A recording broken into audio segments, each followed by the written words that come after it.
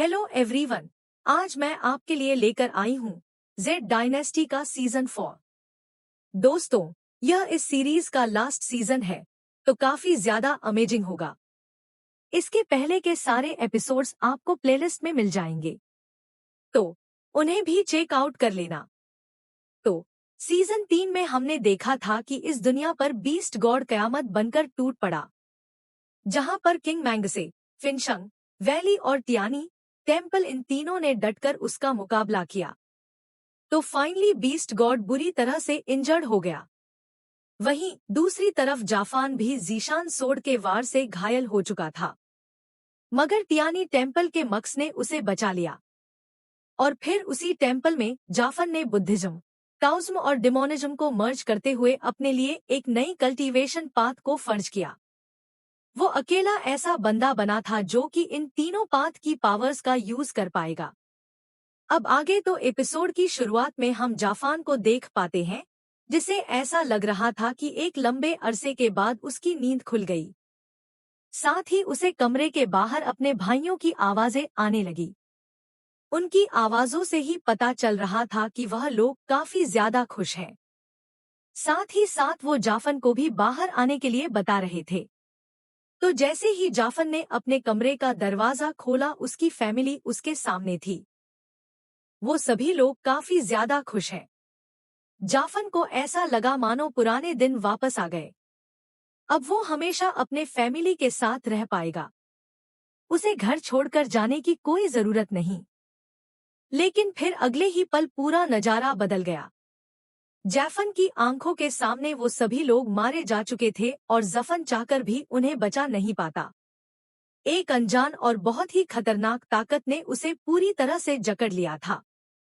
साथ ही साथ वहां पर काफी स्ट्रांग डेमोनिक एनर्जी रिलीज होने लगी और तभी जाफन की नजर पड़ी उसके लवर जियू पर, जो कि इस डेमोनिक एनर्जी में डिवावर होने की कगार पर थी। लेकिन तभी जाफन ने उसका हाथ पकड़ लिया। वो किसी भी कीमत पर जियू को खोना नहीं चाहता था। लेकिन धीरे धीरे करते हुए जियो का हाथ उसके हाथ से फिसल गया। साथ ही वो डेमोनिक पावर जाफन को अपनी तरफ खींचने लगी। उसे ऐसा लग रहा था मानो वो अपनी फैमिली और दोस्तों से दूर जा रहा है। और फाइनली उसे अपनी आंखों के सामने क्राउन नजर आया, जो कि था बीस्ट गॉड का। यानी कि ये सारी कैटास्ट्रोफी मचाई थी बीस्ट गॉड ने। वो इस दुनिया को पूरी तरह से तबाह करना चाहता है। अब यह सीन यहीं पर कट होकर हम जफान को देख पाते हैं, जो कि किंगसेक के मेन गेट के सामने पहुंच चुका था। वो काफी ज्यादा इमोशन होकर अपने पुराने से को देखे जा रहा था। साथ ही जाफन कहता है कि कल मैंने जो अपने सपने में देखा वो इस कैलामिटी का हिस्सा था। जब तक बीस्ट गॉड जिंदा है तब तक यह दुनिया खतरे में रहेगी। जो बुरा सपना मैंने देखा मैं उसे कभी भी रियलिटी में बदलने नहीं दूंगा। अब यह सीन यहीं पर कट होकर हम जाफन के मंकी को देख पाते हैं। वेल इसका नाम है ग्रे, और ग्रे के पीछे एक कुत्ता लगा था। और अब इन दोनों ने जफन के सीधे घर में हल्ला मचाना शुरू कर दिया। इसलिए जफन के भाई ग्रे मंकी को पकड़ने की कोशिश करने लगे, लेकिन ग्रे इनके हाथ नहीं लगता। उसने तो पूरे कमरे में तबाही मचाना शुरू कर दी। वेल ये सब करते हुए ग्रे मंकी को काफी ज्यादा मजा आ रहा था। लेकिन उतने में ही वो मास्टर टियान से टकरा गया। उन्हें अपने सामने देखते साथ ही ग्रे मंकी की तो फटके चार हो गई। वो सोच रहा था बाप रे, ऐसा भयानक बुढ़ा मेरे सामने कहां से आ गया। जिसके बाद उस कुत्ते के साथ मिलकर घर के बाहर भाग निकला। अब यहाँ पर मास्क टियान काफी ज्यादा कंफ्यूज थे। वो अपने बच्चों से पूछते हैं कि बताओ क्या मंकी के अलावा यहाँ पर कोई और आया था, जिस पर उन सभी ने नामी जवाब दिया और ना सुनते साथ ही मास्टर टियान का चेहरा उतर गया। दरअसल उन्हें यहाँ पर जाफान के मिलने की उम्मीद थी। अब वो अपने बच्चों को वहां से बाहर जाने के लिए बता देते हैं, जिसके बाद वो अपनी वाइफ से बात करने लगे। वो कहते हैं कि इस बार मुझे ऐसा लगा था कि जाफान मुझसे मिलने आएगा। तभी उनकी वाइफ उन्हें समझाने लगी कि जाफरान ने हमेशा रिश्तों की कदर की है। भले ही वो आपसे आमने सामने मिल नहीं सकता, लेकिन वो अक्सर ही यहाँ पर आया करता है ताकि दूर से ही हम सभी को देख सके। उसने डिमोनिक से को ज्वाइन किया था और इसी वजह से वह कभी भी ऐसी हिम्मत नहीं करेगा कि आपके आमने सामने आकर आपसे बात करें। मैं जानती हूँ आप जाफान को लेकर काफी ज्यादा फिक्रमंद हो। उस दिन मून के सामने जीशान सोड ने उसे बुरी तरह से घायल किया था, लेकिन जीशान सोड भी जियाफान को मार नहीं पाई। मैंने सुना था कि वो सरवाइव कर चुका। ऐसा कहा जा रहा है कि जब वो बुरी हालत में था तब उसके दोस्तों ने आकर उसकी जान बचाई। और गाइस, अगर आपने सीजन 3 देखा है तो आपको पता ही होगा कि उस दिन जब जफान घायल था तब तियानी टेम्पल के मक्स ने उसे बचाया था। हाँ, मगर यह बात तियानी टेम्पल के अलावा और किसी को पता नहीं। यहाँ पर मास्टर की वाइफ उन्हें बता रही थी कि जैफान का मंकी यहाँ पर आ चुका है, तो जरूर से आसपास होगा। आफ्टर ऑल ये हमारे जैफान का हमेशा घर रहेगा। वेल, ये सारी बातें सुनकर मास्टर टियान के मुंह से निकल गया कि वो जफान को काफी ज्यादा मिस करते हैं। और फिर अचानक से उन्हें याद आया कि अरे वो तो हमेशा सख्त इंसान बनने की कोशिश करते जबकि वो अंदर से काफी ज्यादा नरम दिल है। उनकी ये हरकतें देखकर उनकी वाइफ को हंसी आ रही थी, तो उन्होंने अपना सारा गुस्सा अपने कुत्ते पर उतार दिया। मगर उनका कुत्ता तो ग्रे मंकी के साथ मिलकर अपनी तशरीफ दिखाकर उन्हें चिढ़ा रहा था, जो देखते साथ ही मास्टर टियान ने अपने छठे बेटे को हुक्म दिया कि जल्दी से इस कुत्ते को काटकर दोपहर में इसका मीट पकाओ। मैंने इतने सालों तक इसे रेस किया और आज ये मुझे ही चिढ़ा रहा था। अब मास्टर टियान के वहां से जाने के बाद उनके दूसरे बेटे अपने छोटे भाई को चिढ़ाने लगे। वो कहते हैं, मेरे भाई तुम्हें तो कुछ भी करके उस कुत्ते को काटना होगा। आफ्टर ऑल यह हमारे मास्टर का हुक्म है। मगर वो बंदा कह रहा था कि बड़े भाई वो कुत्ता तो हमारे मास्टर का फेवरेट है, भले ही उन्होंने गुस्से में आकर कुत्ते को काटने का हुक्म दिया हो, मगर दोपहर के बाद उन्हें अपने डिसीजन पर पछताव होगा और फिर तो मेरी कोई खैर नहीं। क्या तुम लोगों को लगता है कि मैं शाम तक जिंदा बच पाऊंगा? तो उसके भाई उसे समझाने लगे कि तुम तो काफी बड़ी मुसीबत में फंस चुके हो, तुम्हें कुछ भी करके मास्टर टियान का इरादा बदलना होगा। और तभी उन्हें ऐसा फील हुआ कि उनके घर के सामने से कोई काफी तेजी से गुजर गया। उन लोगों ने चेक किया मगर उन्हें कोई नजर नहीं आता। दरअसल वो था जफान। अब यह सीन यहीं पर कट होकर हम जियो को देख पाते हैं, जो कि जफान के लिए काफी ज्यादा परेशान थी। सभी लोगों का ऐसा मानना था कि जेंगंग जाफन जीशान सोड के हाथों मारा गया, लेकिन जियो ने कभी इस बात पर यकीन नहीं किया था। उसे कहीं ना कहीं ऐसा फील हो रहा था कि जाफान कभी उसे छोड़कर नहीं जा सकता, लेकिन फिलहाल इस दुनिया पर कैटस्ट्रॉफी का खतरा था। तो जियो ने डिसाइड किया कि फिलहाल वो जाफान के बारे में नहीं सोचेगी। साथ ही जियो अब अपने सफर के लिए तैयार हो गई। उसकी मास्टर ने उसे बताया था कि उसकी टियानिया सोड कितनी ज्यादा स्पेशल है, इसलिए जियो ने ना ही इस दुनिया को डिसपॉइंट करना है और ना ही अपनी तलवार को। वहीं दूसरी तरफ जाफन भी बड़ी ही तेजी के साथ किंगवेंग सेक्ट से बाहर आ गया। उसकी ओरा से वहां मौजूद एक फ्लावर अपने आप प्लग हो जाता है और वो फ्लावर सीधे जियो के पास चला गया। जियो भले ही इस बात पर यकीन करना नहीं चाहती, लेकिन कहीं ना कहीं उसे ऐसा लग रहा था कि फ्लावर उसे जाफान ने दिया। जियो तो पूरी तरह से जेफान के ख्यालों में खो चुकी थी। तभी उसकी सीनियर सिस्टर रूइन उससे कहने लगी कि साउथ बॉर्डर की ये जर्नी काफी ज्यादा भयानक साबित हो सकती।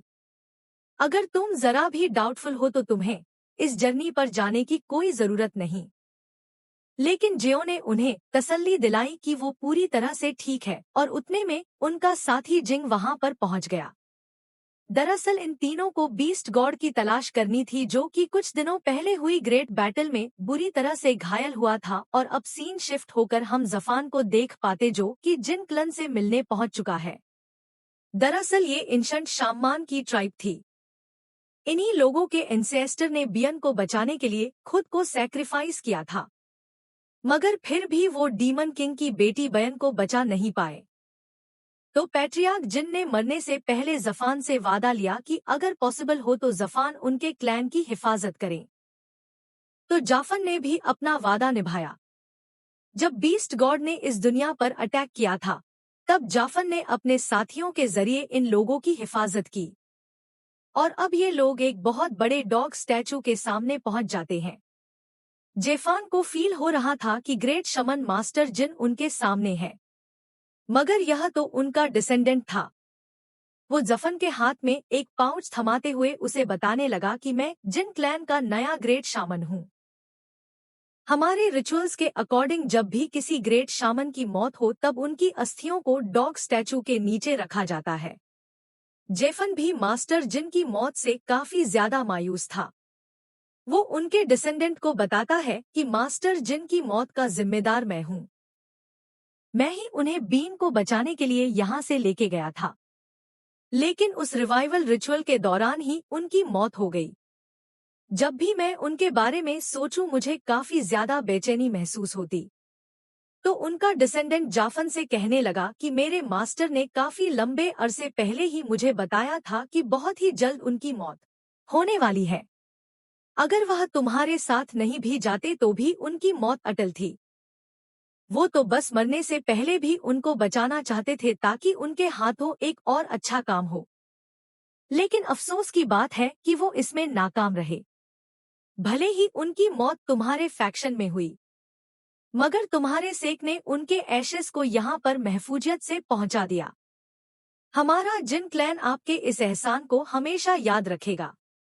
जिस पर जाफन कह रहा था कि डीमन सेट ने भले ही आपकी मदद की हो लेकिन उनके इरादे कुछ और थे। अब मैं उनके साथ बिल्कुल नहीं हूँ।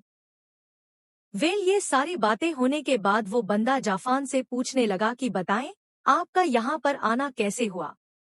तो जाफान उसे बताता है कि हाल ही में हुई ग्रेट बैटल में बीस्ट गॉड बुरी तरह से घायल हुआ था। वो मौत के कगार पर था मगर फिर भी भागने में कामयाब हो गया। अब ये सुनकर वो बंदा थोड़ा सा शॉक हो जाता है। जाफन उससे कह रहा था कि जब तक बीस्ट गॉड जिंदा है हमारी दुनिया पर हमेशा खतरा बना रहेगा और इसीलिए मैं इस पोटेंशियल थ्रेट को हमेशा के लिए एलिमिनेट करना चाहता हूँ। जो सुनते साथ ही वो बंदा हैरान होकर जाफान से पूछने लगा कि क्या तुम वाकई बीस्ट गॉड को मार सकते हो। जिस पर जाफान ने जवाब दिया कि मैं अपने आखिरी दम तक उसे खत्म करने की कोशिश करूंगा। यह सुनते साथ ही वह बंदा कहने लगा कि आपकी हिम्मत की दाद देनी चाहिए।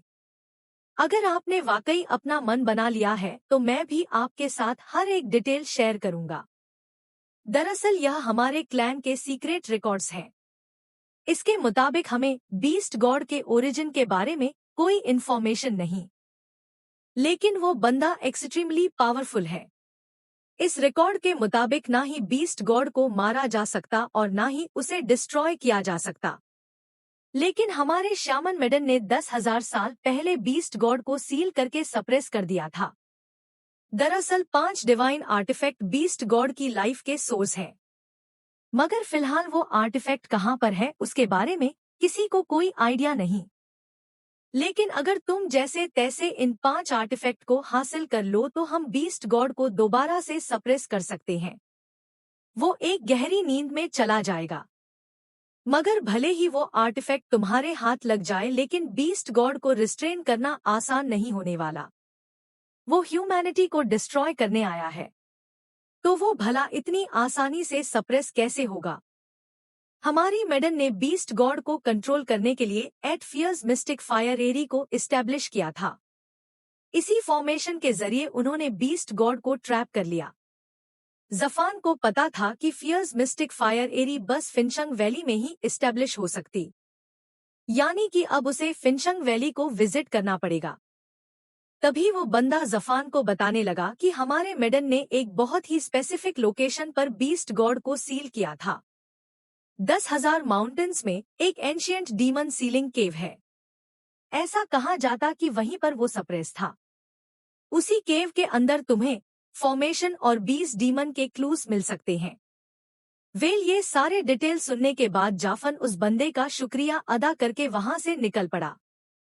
मगर वहां से जाने से पहले जाफा ने उस बंदे से एक सवाल पूछा कि बीस्ट गॉड की कैलामिटी में आपका चिली विलेज पूरी तरह से डिस्ट्रॉय हो गया था। आपके क्लैन के कई सारे लोग मारे गए, लेकिन फिर भी मुझे आपकी आंखों में कोई सैडनेस नजर नहीं आ रहा। जिस पर वो बंदा कहने लगा कि जो लोग मर चुके हैं उनका मातम मनाने से क्या होगा, मेरे लिए तो जिंदा लोग इम्पोर्टेंट है। अगर मैं इन मरे हुए लोगों का मातम मनाता रहा तो फिर इन जिंदा लोगों की फिक्र कौन करेगा। वेल उसकी बातें सुनकर ही जफान काफी ज्यादा मायूस हो गया। इसी जगह से जफान ने डीमन शौबी को आजाद किया था। वो कहता है कि इस जगह पर मिस्टिक फायर चेस थी जिन्हें मैंने ब्रेक किया और तब से यह जगह पूरी तरह से डैमेज हो गई और तभी जाफन को वहां पर ब्लड के ट्रेसेस नजर आए। उस ब्लड को चेक कर ही रहा था कि तभी अचानक से उस पर स्नेक अटैक हो गया। फेरी जिन अपने कई सारे एनर्जी डैगर्स लेकर सीधे जफन की तरफ आगे बढ़ रही थी, मगर जफान की डेमोनिक एनर्जी ने उसे पीछे की तरफ पुश कर दिया। फेरी जिन स्माइल करते हुए जफान से कहने लगी कि एक लंबे अरसे के बाद हमारी मुलाकात हुई है और देखो तो तुमने अपनी कल्टीवेशन को भी इम्प्रूव कर दिया। इतना ही नहीं, तुम तो अब पहले से भी काफी ज्यादा केयरफुल बन गए। उतने में जाफन उससे पूछता है कि बताओ तुम्हारा यहाँ पर आना कैसे हुआ, जिस पर फेरी जिन कहती है कि ऑफ कोर्स मैं तुम्हारा ही इंतजार कर रही थी। तो जफन ने इसके पीछे का रीजन पूछा।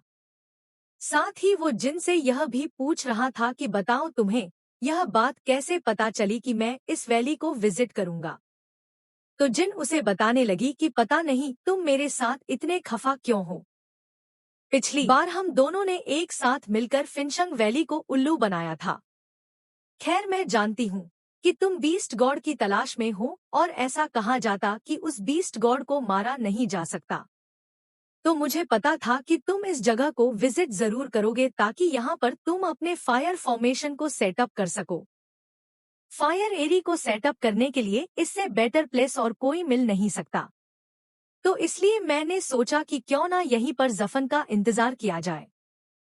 तो बताओ मैं हूँ ना स्मार्ट, लेकिन जफन इस पर कोई जवाब नहीं देता। वो तो तुरंत ही ग्रे मंकी को लेकर एक चट्टान के पीछे जाकर छुप जाता है। तो फेरीज जिन भी तुरंत ही उसके पीछे रवाना हो गई। दरअसल वहां पर फिनशंग वैली का सुप्रीम एल्डर यूनलान पहुंच चुका था। उसके साथ फिनशंग वैली के एक एल्डर और लीजोन भी मौजूद है। यूनलान उस एल्डर से कह रहा था कि लीजोनी ये आगे चलकर हमारे फिनशंग वैली की कमान संभालेगा, इसलिए हमने अब इससे कोई सीक्रेट रखने नहीं चाहिए।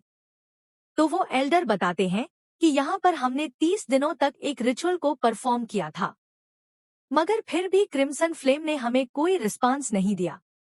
उस दिन यहाँ पर जो लावा इरप्शन हुआ था उसने फॉर्मेशन को बुरी तरह से डैमेज किया है। साथ ही हमारी फिनशंग वैली ने यहाँ पर जो स्पिरिचुअल एनर्जी स्टोर की थी वो भी पूरी तरह से खत्म हो गई। साथ ही यहाँ पर जो फॉर्मेशन मौजूद था उसका एक बहुत ही इम्पोर्टेंट एलिमेंट है जो कि है मिस्टिक फायर मिरर, और वो मिरर तो हमने लॉस्ट कर दिया। जिस पर यलान बताने लगा कि हमारी फाउंडिंग एंसेस्टर ने यहाँ पर वो फॉर्मेशन सेटअप किया था। ऐसा कहा जाता है कि अर्थ एंड हेवन की इवल पावर से इस मिस्टिक फ्लेम एरी का जन्म हुआ था। इसके अंदर मौजूद क्रिम्सन फ्लेम भी सैवेज और वायलेंट है। साथ ही एरी को फॉर्म करते हुए 8 एंशिएंट गॉड्स की पावर का भी इस्तेमाल किया गया था। सदर्न बॉर्डर के एक एंशिएंट किताब में इसका जिक्र है। उस किताब के अकॉर्डिंग अगर इंसानों को मारकर उनका खून सैक्रिफाइस किया जाए तो उसमें से इवल एनर्जी पैदा होगी, और वही एनर्जी उन 8 एंशिएंट गॉड्स को दोबारा से फॉर्मेशन पर वापस बुला सकती। अगर 8 एंशिएंट गॉड्स ने अपनी पोजीशन संभाल ली तो क्रिम्सन फ्लेम बीस्ट दोबारा से अपीयर होगा, और इस तरह से हम एक बार फिर से फायर फॉर्मेशन को फॉर्म कर सकते हैं। वेल ये सारी डिटेल सुनने के बाद लीजन और एल्डर थोड़े से पैनिकिक हो गए, क्योंकि इस फॉर्मेशन को बनाने के लिए उन्हें इंसानों की बलि देनी पड़ेगी और यह तो राइज पाथ के खिलाफ है। इसीलिए वह थोड़े से क्यूरियस होकर यूनलान से पूछने लगे कि क्या वाकई हमारे फाउंडिंग एंसेस्टर ने ऐसी खतरनाक मेथड को अपनी बुक में रिकॉर्ड किया था। जिस पर यूनलान कह रहा था कि हमारे एंसेस्टर की बुक में जो लिखा था वही मैंने तुम लोगों के साथ शेयर किया। भला मैं बेवजह हमारे एंसेस्टर को बदनाम क्यों करूंगा। वेल यहाँ पर यूनलान उस एल्डर पर काफी ज्यादा भड़क गया था, इसलिए वो तुरंत ही अपने सुप्रीम मास्टर से माफी मांगने लगा। वो कहता है मास्टर ह्यूमंस को सैक्रिफाइस करना तो डिमोनिक आर्ट का तरीका है। हम राइजस पाथ के फॉलोअर इस वे को फॉलो नहीं कर सकते। तो फिर ऐसी डिमोनिक आर्ट हमारे फंशंग वैली की स्क्रिप्चर में कहां से आ गई? जिस पर यूनलान कहता है कि हाँ, मेरे सामने भी यही सेम सवाल था। भले ही हमारे एंसेस्टर ने इस फॉर्मेशन को एक्टिवेट करने का तरीका हमारी बुक में लिख दिया है, मगर आज तक किसी ने भी उस तरीके का यूज नहीं किया। जिस पर एल्डर कहने लगा कि भले ही हमारे लिए इस फॉर्मेशन को एक्टिवेट करना काफी ज्यादा इम्पोर्टेंट है, लेकिन फिर भी हम मासूम इंसानों को मार नहीं सकते। तो यलानो उन्हें बताता है कि हमारा मिस्टिक फायर अल्टर बुरी तरह से डैमेज है। हम एक बहुत ही क्रिटिकल सिचुएशन में फंस चुके। तो क्या इस मुश्किल घड़ी में तुम अपनी रिस्पॉन्सिबिलिटीज से पीछा छुड़ाना चाहते हो? और फिर अचानक से सुप्रीम मास्टर यूनलान ने एक जगह पर अटैक कर दिया। अब ये सीन यहीं पर कट होकर हम डीमन किंग को देख पाते हैं, जो कि अपने डेमोनिक एनर्जी को ड्रैगन सबडन गोल्डन के साथ चैनल कर रहा था। साथ ही शजिंग ने भी अपनी इवल एनर्जी के कई सारे इंस्पेलेल वहां पर रिलीज कर दिए। दरअसल ये लोग जुलोंग ड्रैगन को सबड्यू करने की फिराक में है। कुछ टाइम पहले इन्होंने इस जुलोंग ड्रैगन को कैप्चर किया था और अब डीमन किंग इसे कंट्रोल करना चाहता था, मगर जुलोंग ड्रैगन को यह मंजूर नहीं। इसलिए उसने डीमन किंग पर अटैक करने की कोशिश की। हालांकि शाओजिंग की स्पेलेल ने डीमन किंग के सामने एक बहुत ही पावरफुल बैरियर सेटअप कर दिया, जिसके चलते जोंग ड्रैगन चाहकर भी डीमन किंग पर अटैक नहीं कर पाता। और फाइनली डीमन किंग अपनी ब्लड शैकल्स का इस्तेमाल करते हुए जुलोंग ड्रैगन को पूरी तरह से ट्रैप कर देता है। गाइस, यहाँ पर मैं थोड़ी बहुत इन्फॉर्मेशन देना चाहूंगी। दरअसल डीमन किंग एक बहुत ही पावरफुल फॉर्मेशन को सेटअप करना चाहता है, मगर इस फॉर्मेशन को एक्टिवेट करने के लिए उसे 4 बहुत ही पावरफुल बीस्ट की जरूरत है, जिसमें से 3 बीस्ट को तो उसने कैप्चर कर लिया, लेकिन अभी भी एक सबसे इम्पोर्टेंट बीस्ट उसके हाथ नहीं लगा और उसे कहा जाता है द ऑलमाइटी टाउटी बीस्ट। और गाइस, यह टाउटी बीस्ट दरअसल बीस्ट गॉड की सवारी है, इसलिए उसे कैप्चर करना हद से ज्यादा मुश्किल था। शाओजिंग उससे कहता है कि मास्टर, अगर टाउटी बीस्ट आपके हाथ लग गया तो फिर यह पूरी दुनिया आपके कब्जे में होगी। आपके पास ऐसा भयानक फॉर्मेशन होगा जो कि किसी भी फैक्शन को बड़ी ही आसानी से डिस्ट्रॉय कर सकता।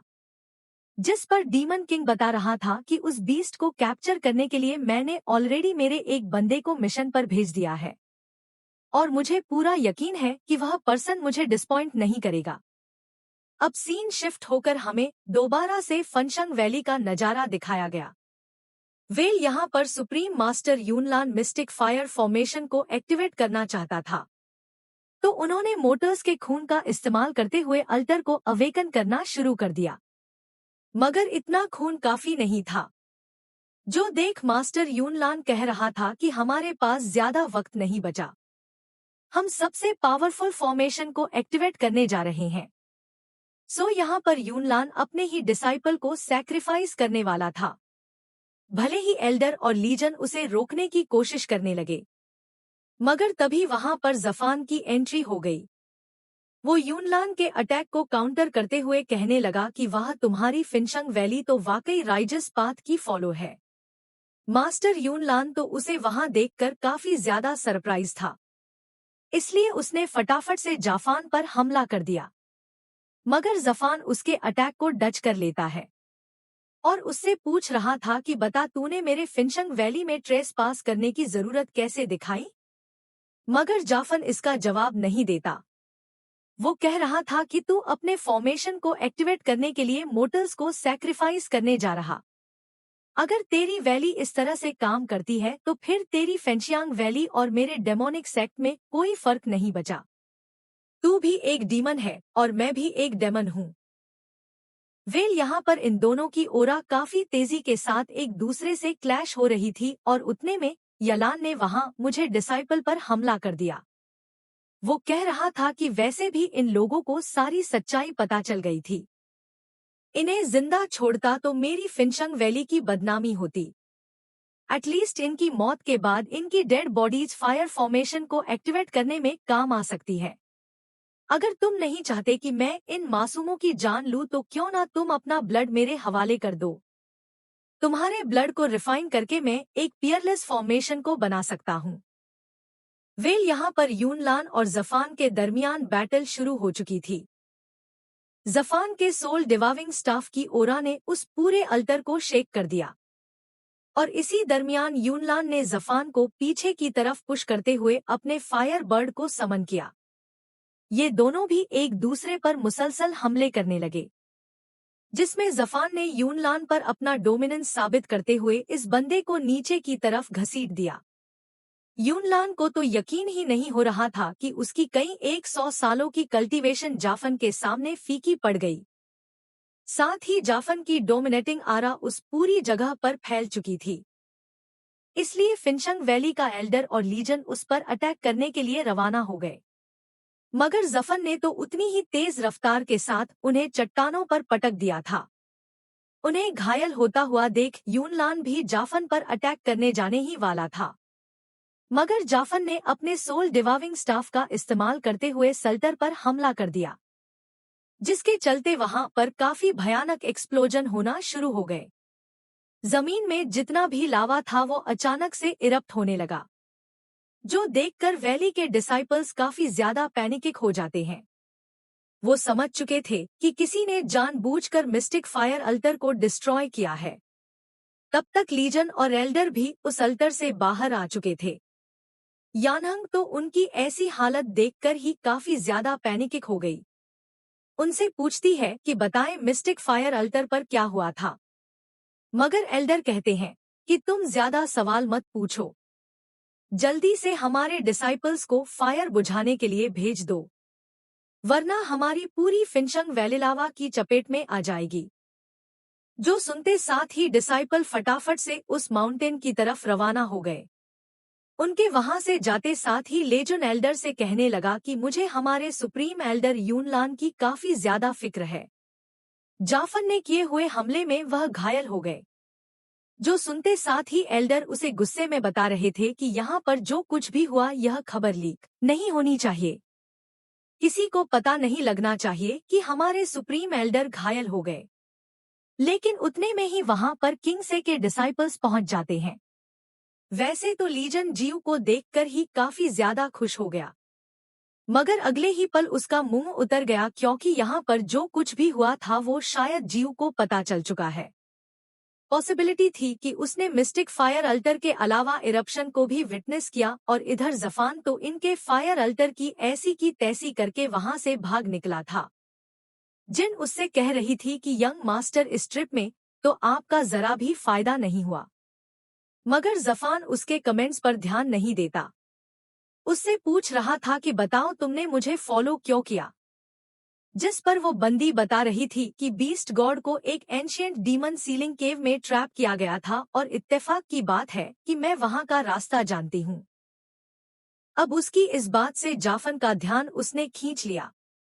अब काफी देर ट्रैवल करने के बाद ये लोग सदर्न बॉर्डर के इवन लैंड में पहुंच चुके थे। फेरी जिन जाफान को बता रही थी कि यह 100,000 माउंटेन्स का इलाका है। ऐसा कहा जाता कि यहाँ पर हजारों लाखों भयानक डेमोनिक बीस्ट मौजूद है। साथ ही तुम्हें अपने सामने जो धुन नजर आ रही वो कहीं फॉग ना होकर एक पॉइजन्स में है। और देखो उस बैक माउंटेन के अंदर ही एंशिएंट डीमन सीलिंग केव को बनाया गया था। अब ये सीन यहीं पर कट होकर हम फॉक्स डीमन शबी को देख पाते हैं, जो कि एक अंडरग्राउंड केव में पहुंच चुकी थी। उसे देखते साथ ही टाउटी बीस्ट तो उस पर गुर्राने लगा, जो देख शबी कह रही थी कि शायद तुम्हारा टाउटी बीस्ट मुझे जरा भी पसंद नहीं करता। तो टाउटी का मास्टर उसका लाड करते हुए शबी को बताने लगा कि इसमें टाउटी की कोई गलती नहीं, यह कभी भी इंसानों पर भरोसा नहीं करता। जिस पर शबी कह रही थी कि पता नहीं बीस्ट टाउटी को ऐसा क्यों लगता है कि मैं एक इंसान हूँ। दरअसल शबी यहाँ पर बीस गॉड के साथ है। बीस गॉड उसे कह रहा था कि तुम हजारों सालों से कल्टीवेट कर रही हो और तुमने यह सब इसलिए किया ताकि तुम एक इंसान बन सको। तो मेरे ख्याल से अगर मैं तुम्हें ह्यूमन बोलूंगा तो तुम्हें खुशी मिलेगी। जिस पर शबी कह रही थी कि पता नहीं तुम्हें ह्यूमन इतने इंटरेस्टिंग क्यों लगते। ह्यूमंस के पास तो ऐसी कोई चीज नहीं जो कि तुम्हें अट्रैक्टिव लगे। उनका लाइफ स्पैन ही 100 सालों का होता है। एक हल्की सी इंजरी भी उन्हें मार सकती। और ये ह्यूमंस हमेशा फेम और फॉर्च्यून के पीछे भागते रहते। इसलिए मुझे तो ह्यूमंस बिल्कुल भी स्पेशल नहीं लगते। जिस पर बीस्ट गॉड भी उसकी बात से अग्री होते हुए कहने लगा कि हाँ, ह्यूमंस में ऐसी कोई खास बात नहीं जो कि हमें स्पेशल लगे। मगर एक जमाना ऐसा था जब मैंने भी ह्यूमन बनने की ख्वाहिश रखी। मुझे ऐसा लगता था कि अगर मैं ह्यूमन बन जाऊं तो सारी खुशियों को हासिल कर सकता हूं। जिस पर शबी कहती है कि तुम अर्थ एंड हेवन की मलेशियस सारा से पैदा हुए। तुम इस दुनिया में सबसे यूनिक हो। तुम एक ऐसा एक्सटेंस हो जिसे ना ही कोई मार सकता है और ना ही कोई डिस्ट्रॉय कर सकता। अगर तुम चाहो तो अर्थ एंड हेवन पूरी तरह से खत्म होने तक यहाँ पर रह सकते हो। इस दुनिया में हजारों सालों बाद जो भी बदलाव होंगे तुम उन सबको विटनेस कर पाओगे। लेकिन मुझे बस एक बात समझ नहीं आ रही कि तुम्हारे पास इतनी स्पेशल एबिलिटीज होने के बावजूद भी तुम्हें इंसानों से नफरत है। मेरे ख्याल से किंगमिंग सेक के मास्टर डजवान ने तुम्हारे सिर पर फटका लगाया होगा। इसलिए तो तुम्हारे दिमाग ने काम करना बंद कर दिया। उसकी बातें सुनकर बीस्ट गॉड को हंसी आ रही थी। जिसके बाद बीस्ट गॉड शौबी को अपनी कहानी सुनाने लगा। वो कहता है कि जब इस दुनिया में मैं पैदा हुआ था तब मेरे पास कॉन्शियसनेस भी था और अंडरस्टैंडिंग भी थी। मैंने देखा कि एक ह्यूमन की वजह से मेरा जन्म हुआ। दरअसल वो बंदी जिन क्लैन की ग्रेट मैजिशियन थी। उसने अपने एक सीक्रेट शैमन टेक्निक का इस्तेमाल करते हुए अर्थ एंड हेवन में मौजूद इवल एनर्जी को गैदर किया और उसी एनर्जी को रिफाइन करने के बाद ही मेरा जन्म हुआ था। इस दुनिया में आने के बाद मैंने सबसे पहला उसे देखा था। उसे देखकर मुझे ऐसा लगा कि मानो यही लड़की मेरे लिए पूरी दुनिया है। वो इतनी ज्यादा खूबसूरत थी कि मैं लफ्जों में बयान नहीं कर सकता। और जब मैंने खुद को उसके साथ कंपेयर किया तब मुझे खुद से ही काफी ज्यादा डर लगा। मगर जैसे जैसे दिन बीतते गए मेरी पावर अचानक से ही बढ़ने लगी। वो लड़की हर रोज मुझसे मिलने आया करती। हम दोनों ने न जाने कितने सारे सुनहरे पल एक साथ बिताए। उसे स्माइल करता हुआ देखकर ही मुझे खुशी मिलने लगी। मगर फिर मेरी पावर इतनी ज्यादा बढ़ गई थी कि मैं उसके लेवल पर पहुंच गया। जब उसने देखा कि मैं काफी ज्यादा पावरफुल बन चुका हूं तब उसके चेहरे से स्माइल हट गई। फिर भी तुम इसे बचाने की कोशिश करोगी तो तुम्हारी जिंदगी के 20 साल कम हो जाएंगे। प्लीज मेरी बात मान जाओ। कौन जिएगा और कौन मरेगा इसका फैसला किस्मत करती है। उनकी बातें सुनकर ही जियानजू को गुस्सा आ गया। वो कहती है कि सो डीमन की तकदीर में जिंदगी थी जो कि उसने हम दोनों को बचाने के लिए कुर्बान कर दी। उसने एक बार भी नहीं सोचा कि वो मारा जाएगा और आज उसी की वजह से हम दोनों जिंदा हैं। और इसीलिए मैं अपनी जान देकर भी सो डीमन को बचा लूंगी। अब उसकी बातें सुनकर एल्डर जाओ भी खामोश हो गए और इस तरह से जियानजो ने अपने रिचुअल को स्टार्ट किया। उसके ऐसा करते साथ ही वहां पर काफी स्ट्रांग स्पिरिचुअल पावर रिलीज होने लगी, जिसे देखकर एक सेकंड के लिए शाओजिंग भी हैरान था।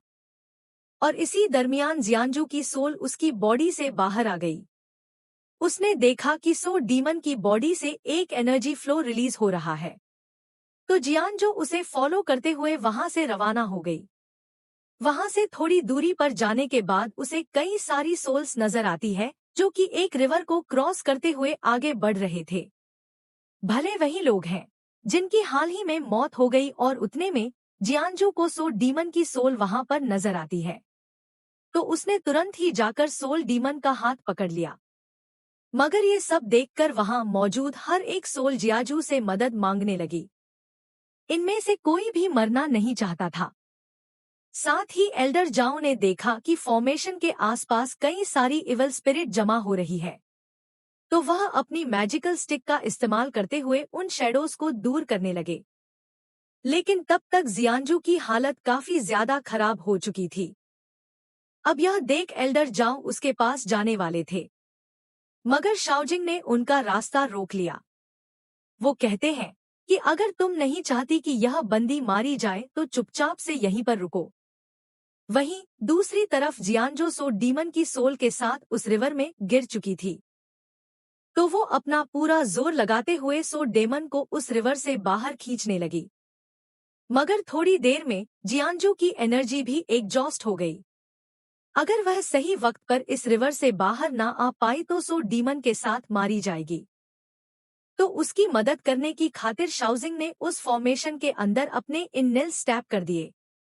उन्होंने जियांजू के फॉर्मेशन को हटाकर सीधे उन मुर्दों की दुनिया में एंटर किया और वह बड़ी ही तेजी के साथ जियांजू की सोल को वहां से पुल कर लेते हैं। और अब उन्होंने जियांजू की सोल और सो डीमन की सोल को दोबारा से उनकी बॉडी में फिक्स कर दिया। एल्डर जाओ तो उसकी एबिलिटीज देखकर ही काफी ज्यादा शॉक हो जाते हैं। उन्होंने देखा कि जियांजू अब खतरे से बाहर है। वो तो होश में आते साथ ही सो डीमन के बारे में पूछने लगी, मगर तभी उसकी नजर पड़ती है शाओजिंग पर। दरअसल एल्डर जा और जियांजसू पहले से ही इस बंदे को जानते थे। सीजन 3 में शाओजिंग ने इन दोनों को खत्म करने की कोशिश की थी, मगर जाफर ने सही वक्त पर वहां आकर इन दोनों को बचा लिया। हालांकि इस बार कहानी कुछ अलग थी। शाओजिंग की वजह से जियांजू और सोल डीमन की जान बच गई, इसलिए जियांजू तुरंत ही उसका शुक्रिया अदा करने लगी। तभी शाओजिंग उससे पूछता है कि बताओ यह घोस्ट आर्ट तुमने कहाँ से सीखी? जिस पर जियानंजू बताती है कि बचपन में मैं एक सूखे कुएं में गिर गई थी। मैं काफी देर तक उस वेल में फंसी रही और उसी वेल की दीवारों पर इस टेक्निक को काफ किया गया था। मगर इतने सालों के बाद मैंने बस 2 बार ही इस टेक्निक का इस्तेमाल किया है। वेल ये सारी कहानी सुनकर तो शाओजिंग काफी ज्यादा हैरान था। वो दिल ही दिल में सोचने लगा कि यह तो एक एडवांस लेवल की घोस्ट आर्ट है, जिसे इस बच्ची ने बचपन में पढ़ा था, मगर आज भी उसे ये टेक्निक याद है। यह तो वाकई एक जीनियस होगी।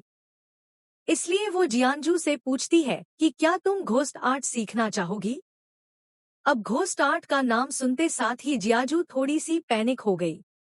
तो शजिंग उसे बताती है कि मैंने अपनी जिंदगी में भी तुम्हारे जैसा टैलेंटेड पर्सन नहीं देखा था। तुम्हें तो घोस्ट आर्ट गिफ्ट के तौर पर मिल चुकी है। भले ही ह्यूमन इस टेक्निक को बिल्कुल पसंद नहीं करते, लेकिन यह आगे चलकर तुम्हारे काम आएगी। और इतना कहते साथ ही शाओजिंग ने जियांजू के हाथ में अपना मैनुअल थमा दिया। वो उसे बताते हैं कि अगर तुमने इस आर्ट को मास्टर किया तो आगे चलकर कई सारे लोगों की हेल्प कर पाओगी। मैंने अपनी जिंदगी में जो कुछ भी एक्सपीरियंस किया था वो सारा नॉलेज मैंने इस मैनुअल में लिख दिया है। अब इसे स्टडी करना है या नहीं यह पूरी तरह से तुम पर डिपेंड होगा।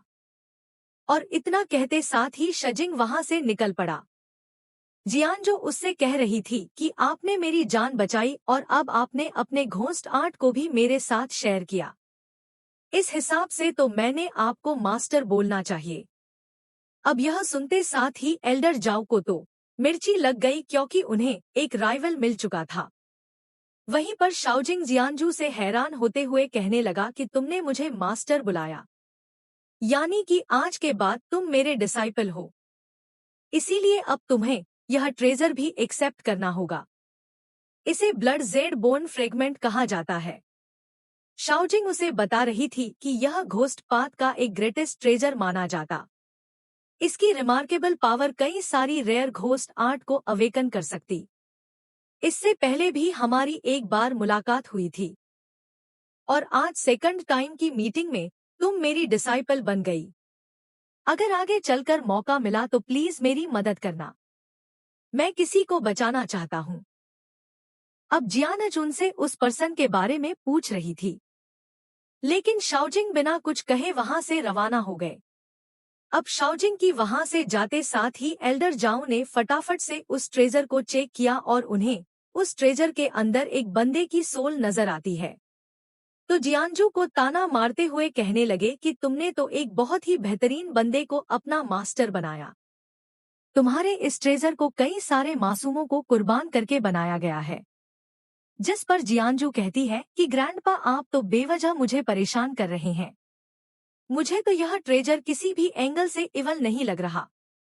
जो सुनकर एल्डर जाओ उसे गुस्सा दिखाते हुए कहने लगे कि तुमने उस बंदे पर भरोसा कर लिया जो कि ना ही जिंदा है और ना मुर्दा। लेकिन तुम अपने मास्टर की बात नहीं मान रही और उतने में ही सो डीमन को होश आ गया। अब इस सीन यहीं पर कट होकर हमें किंगमिंग सेक का एंसेस्ट्रल हॉल दिखाया गया। पहला इस जगह को जिनू के मास्टर क्लीन किया करते थे, लेकिन उनकी मौत के बाद जिनू ने जिम्मेदारी उठाई। उसने देखा कि किंग मैंगसे के कई सारे लोग सेक लीडर डाउजन से मिलने आए हैं। मास्टर टियान ने वहां आते साथ ही सेक लीडर डाउजन को बता दिया कि हम बस आपसे मिलना चाहते हैं। हमने सुना था कि आपकी तबीयत काफी ज्यादा खराब है, तो हम बस एक बार आपसे मिलना चाहेंगे। और तभी उन्हें डाउजन की आवाज आई। वो कह रहे थे कि अगर तुम मुझसे मिलना चाहते हो तो इतने सारे मास्टर्स को अपने साथ क्यों लेके आए? शायद तुम लोग मेरे से लीडर की पोजीशन से मुझे हटाना चाहते हो। और इतना कहते साथ ही डजवान ने अपनी बॉडी से काफी स्ट्रांग ओरा रिलीज कर दी। उनकी बातें सुनते साथ ही एक मास्टर कहते हैं कि सेक लीडर प्लीज ऐसी बातें ना करें, हम तो बस आपसे मिलना चाहते हैं क्योंकि हमें आपकी फिक्र थी। जिस पर सेक लीडर कहते हैं कि जिंग सुचांग तुम तो मेरे सामने अच्छी बातें करो, रोहिमत तुम्हारे इरादे क्या है यह मुझसे बेहतर और कोई नहीं जानता। तुम्हें पहले से ही पता था कि एल्डर कंगसन हमें धोखा देगा, मगर फिर भी तुमने अपना मुंह बंद रखा। अब यह सुनकर ही मास्टर शई सुचिंग से पूछने लगी कि क्या यह बात सच है, मगर तभी सेक लीडर उससे कहते हैं कि शू तुम भी ज्यादा भोली बनने की नौटंकी मत करो, तुम्हारी वजह से यहाँ का केयरटेकर वन मारा गया।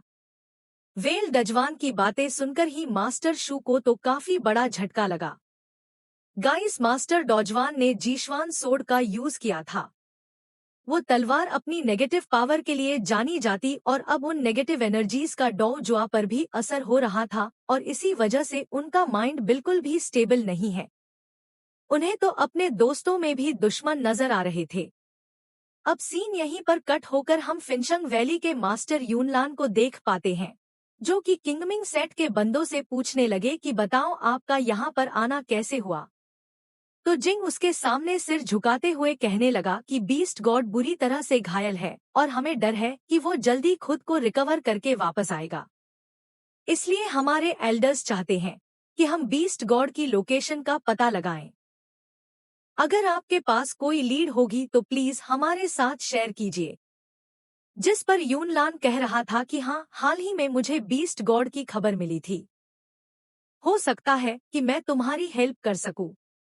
अब यह सीन यहीं पर कट होकर हम जफान को देख पाते हैं, जो कि 10,000 माउंटेन में एंशिएंट डीमन सीलिंग केव को ढूंढ रहा था। फिर जिन उससे पूछती है कि अगर बीस्ट गॉड हमें मिला तो क्या तुम्हें ऐसा लगता है कि तुम उसे मार पाओगे? मगर जाफन इस पर कोई जवाब नहीं देता। तो जिन कहने लगी कि शायद तुम्हें खुद पर ही यकीन नहीं है, मगर फिर भी तुम मुंह उठाकर यहाँ चले आए। क्या पता तुम ही बेस गॉड का शिकार हो जाओ। और उतने में अचानक से एक बंदे ने इन पर हमला कर दिया, मगर जिन मून ब्लेड का इस्तेमाल करते हुए इसके अटैक को काउंटर कर लेती है। लेकिन तब तक वो डीमन दोबारा से इनकी तरफ आगे बढ़ चुका था, इसलिए फेरी जिन उस पर फाइनल अटैक करके उसे खत्म करने वाली थी। मगर जफान ने उस बंदे पर अपनी गोल्डन बेल को सेटअप कर दिया। दरअसल जफान इस बंदे को जानता था। यह डेमोनिक से का एक मेंबर है और उसने जफान को तुरंत ही पहचान लिया। वो जफान से कहता है कि वाइस मास्टर, मुझे लगा ही नहीं था कि मैं आपसे कभी मिल पाऊंगा। उस दिन मैं फिश डीमन को फॉलो करते हुए यहाँ पर पहुँच गया और तभी बड़े ही भयानक मॉन्स्टर्स ने मुझ पर अटैक किया। साथ ही इस माउंटेन पे मौजूद मैलिस एनर्जी की चपेट में मैं पूरी तरह से फंस चुका था, इसलिए मुझे इस माउंटेन से बाहर जाने का मौका ही नहीं मिला और अब मैं खुद एक डीमन में बदल चुका हूँ। तभी जाफन उससे कहता है कि मैं इस कैटास्ट्रोफी को रोकना चाहता हूँ और अब जाफन उसके आसपास एक कैरी को सेटअप कर देता है जो कि इस बंदे की प्रेजेंस को कवर कर देगी। वो उसे बताता है कि चाहे कुछ भी क्यों ना हो जाए, इस एरी के अंदर स्पेलेल का इस्तेमाल मत करना। मैं यहाँ का काम खत्म होते साथ ही तुम्हें लेने आऊंगा। और फाइनली ये लोग एंशियंट डीमन सीलिंग केव के सामने पहुंच गए। इसी के साथ एपिसोड यहीं पर एंड हो जाता है। Thank you so much for watching. Bye bye, मिलते हैं नेक्स्ट पार्ट में जो जल्दी अपलोड हो जाएगा। और वीडियो आपको कैसी लगी कमेंट में जरूर बताना और चैनल को सब्सक्राइब करना मत भूलना।